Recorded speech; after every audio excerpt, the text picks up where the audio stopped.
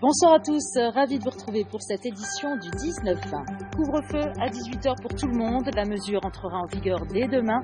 Nous verrons comment on s'organise dans les écoles et dans les commerces.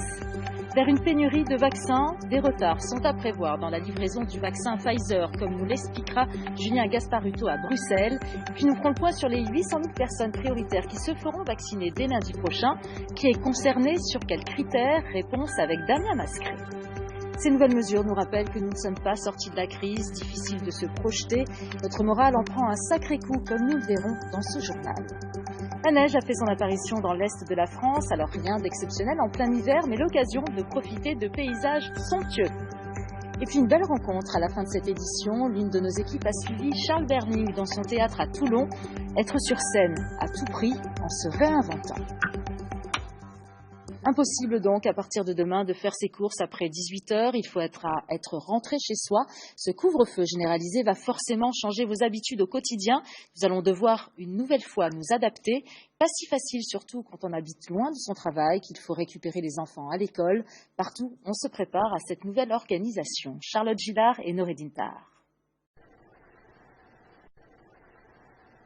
Les livraisons qui sont prévues pour le premier trimestre seront assurées et puis l'arrivée de deux autres vaccins, ceux de Moderna et d'AstraZeneca, pourrait peut-être atténuer ces retards à condition bien sûr que ces deux laboratoires puissent eux fournir les livraisons prévues.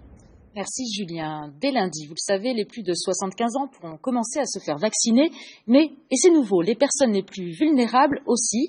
Notre spécialiste santé Damien Mascret nous a rejoint. Bonsoir docteur. Quelles sont précisément ces personnes? Qui est concerné? Alors il y a plusieurs catégories. Il y a d'abord évidemment les personnes qui sont atteintes de cancer ou de maladies hématologiques sous traitement, là aussi des maladies graves, des cancers aussi. Il y a aussi des personnes qui sont atteintes d'insuffisance rénale sévère. C'est vrai que ça avait été une revendication, et notamment les personnes sous dialyse, parce qu'on sait qu'elles sont à risque accru. Il y a également les polypathologies. Alors là, c'est un peu plus compliqué, c'est-à-dire qu'il faut cumuler des insuffisances d'organes. Il faut avoir à la fois, par exemple, une insuffisance cardiaque et une insuffisance respiratoire. Et puis, il y a aussi ceux qui sont atteints de maladies rares. Alors là, il y en a beaucoup, il y en a plus d'une trentaine, je vous épargne la liste, mais il y a par exemple certaines myopathies qui font partie de cette liste. Il y a aussi des déficits immunitaires sévères héréditaires. Et puis enfin, il y a la trisomie 21 qui est aussi dans la liste. Pourquoi ce profil, Damien? Quels ont été les critères qui ont été retenus? Alors, le critère, c'est tout simplement que si vous avez une de ces pathologies et que vous attrapez et que vous avez l'infection par le coronavirus, eh bien, vous risquez plus que d'autres de faire des formes graves, voire de décéder. Donc, ça explique que ce soit vraiment des publics prioritaires. Qui a déterminé cette liste? Alors là, c'est un peu plus flou parce que c'est le fameux nouveau conseil d'orientation de la stratégie vaccinale présidé par le professeur Fischer, mais on ne sait pas qui en sont les membres. Et on sait simplement qu'une note a été remise. On sait combien ils sont?